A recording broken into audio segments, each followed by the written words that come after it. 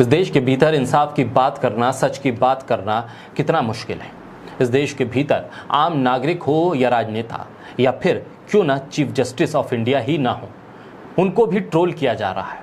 Troll इसलिए किया जा रहा है क्योंकि वो सरकार के खिलाफ कुछ फैसले दे रहे हैं, कुछ बातें कह रहे हैं। जब उन्हें दिख रहा है कि मणिपुर जल रहा है तो ये बता रहे हैं कि आप एक्शन लीजिए, नहीं तो मुझे एक्शन लेना पड़ेगा। इस सब के बीच अब chief justice of India DY Chandrachud को लेकर उन्हें ट्रोल किया जा रहा है, उनके परिवार को ट्रोल किया जा रहा है, उनकी बेटियों को लेकर उनसे सवाल किए जा रहे हैं।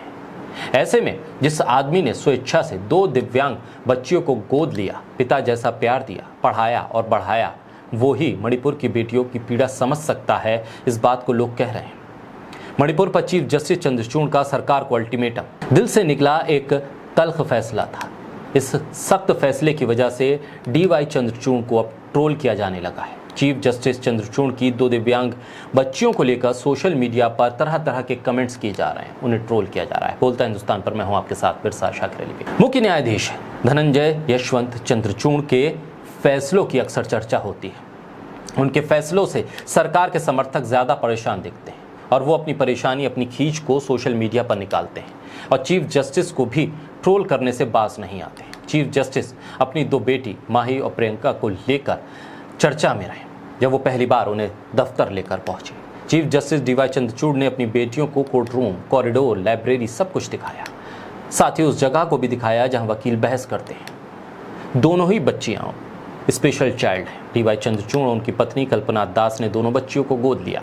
कल्पना दास जस्टिस DY चंद्रचूड़ की दूसरी पत्नी हैं और वो भी पेशे से वकील हैं और पूर्व में ब्रिटिश काउंसिल के साथ काम करती रहीं। जस्टिस चंद्रचूड़ की पहली पत्नी रश्मि को 2007 में कैंसर हुआ और उससे उनकी मौत हो गई थी। कुछ साल के बाद उन्होंने कल्पना दास से शादी की। इस व्यक्ति ने स्वेच्छा से 2 दिव्यांग बच्चियों को गोद ले लिया और फिर उनकी परवरिश कर रहा हो, उस व्यक्ति को कुछ मानसिक तौर पर विकलांग लोग ट्रोल कर रहे हैं, कमेंट्स कर रहे हैं, खींच निकाल रहे हैं। आखिर खुद को सियासी तौर पर सबसे ताकतवर समझने वाले लोग किस हद तक गिरकर कमेंट करेंगे, टिप्पणियां करेंगे, सोशल मीडिया पर कितना तिरस्कार करेंगे, ये अब सामने आ रहा है। क्या यही संस्कार है, यही विचार है, यही सियासत है?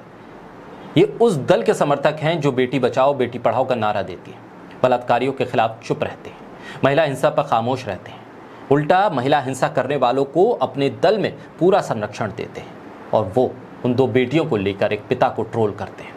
और इस ट्रोल के पीछे कौन लोग हैं ये साफ जाहिर है, क्योंकि जो फैसले DY चंद्रचूड़ दे रहे हैं, जिन फैसलों को लेकर वो निशाने पर आ रहे हैं, वो फैसले किसके खिलाफ हैं ये दुनिया जानती है। ऐसे में सवाल इस बात का है, क्या सोशल मीडिया अब इतना अनसोशल हो गया है कि पारिवारिक मामलों और इस तरह बेटियों को लेकर भी एक पिता को ट्रोल किया जाएगा, जबकि वो एक चीफ जस्टिस ऑफ इंडिया है। चीफ जस्टिस ऑफ इंडिया भी इस ट्रोल गैंग से अछूते नहीं रहे।